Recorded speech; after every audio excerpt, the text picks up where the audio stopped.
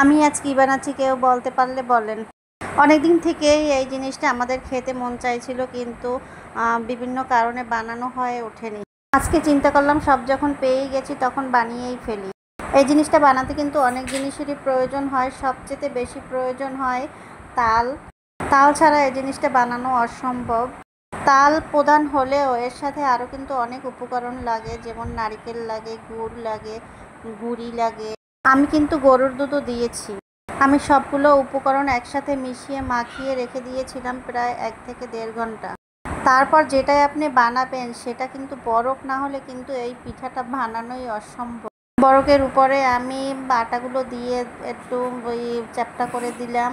এমনভাবে দিতে হবে যাতে বেশি মোটাও না আবার বেশি পাতলাও না, সেরকমের বুঝে দিতে হবে।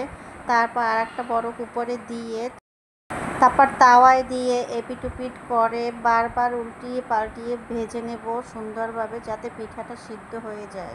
ভালোভাবে ভেজে উঠিয়ে নিলেই কিন্তু পিঠাটা তৈরি হয়ে যাবে আর খাবার উপযোগী হয়ে যাবে। আমার পিঠাটা কত সুন্দর হয়েছে মাশাআল্লাহ।